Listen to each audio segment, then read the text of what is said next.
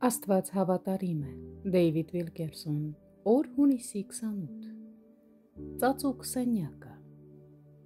բայց դու երբ որ աղոթք անես, մտիր քո սենյակը և դուռդ փակած աղոթք արա դեպի քո հայրը, որ ծածուկումն է, և քո հայրը, որ ծածուկ տեղը տեսնում է, հայտնապես կհատուցանի քեզ։ Մատթեոս 6-րդ գլուխ 6-րդ խոսք։ Ինչպես նախկինում գրել եմ, որ պահանջներից ելնելով մենք կարող ենք ծածուկ սենյակ ունենալ ամենուրեք, մեքենայում, ավտոբուսում, աշխատանքի ընդմիջման ժամանակ, որոշ չափով դա ճիշտ է, բայց կա ավելին։ Այս խոսքում հունարեն սենյակ բառը նշանակում է առանձնացված սենյակ։ Սա իմաստալից էր Տեր Հիսուսի ունկնդիրների համար, քանի որ նրանց մշակույթում իրենց տներում կար ներքին սենյակ, որը ծառայում էր որպես պահեստ։ Տեր Հիսուսը օրինակ ծառայեց, առանձնանալով անմարդաբնակ վայրեր աղոթելու համար, և լուսածագին առավոտանց շատ կանուխ վեր կացավ, դուրս եկավ գնաց մի անապատ տեղ և այնտեղ աղոթք էր անում։ Մարկոս 1 գլուխ 35-րդ խոսք։ Եվ երբ որ ժողովուրդներին արձակեց, վեր ելավ Սարը, առանձին աղոթք անելու,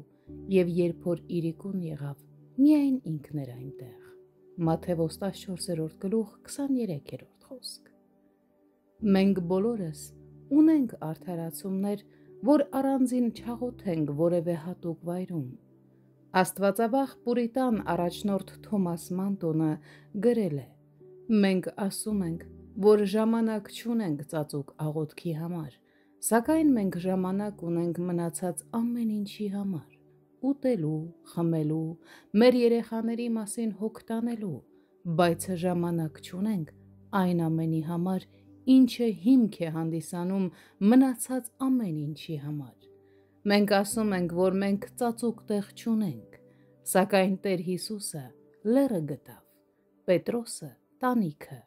մարգարեները անապատը։ Եթե սիրում ես մեկին, կգտնես նաև մի տեղ, որտեղ կարող ես մենակ մնալ նրա հետ։ Հասկանում եք արդյոք, թե որքան կարևոր է առանձնանալ աղոթքի ծածուկ սենյակում։ Սա օրինականության կամ ստրկության մասին չէ, սա սիրո մասին է, սա Աստծո բարության մասին է մեր հանդեպ։ Նա տեսնում է, թե ինչ է սպասվում մեզ և գիտի, որ մեզ անհրաժեշտ են հսկայական միջոցներ ամեն օր մեզ համալրելու համար։ Եվ այդ ամենը մենք կարող ենք գտնել միայն նրա մոտ, ծածուկ սենյակում։